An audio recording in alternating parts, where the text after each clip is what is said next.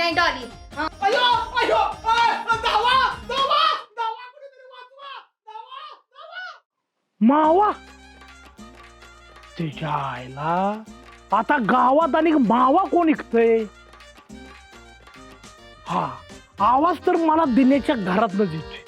म्हणजे माव्याचा सगळा स्टॉक दिनेकडेच असतात. अरे काय दिन्या, माणसं मावा चोरून निघत्यात, तू वरडून निघतोय सोय. जाऊ दे, आता मला ह्यो माव्याचा स्कॅम ओपन केलाच पाहिजे. चला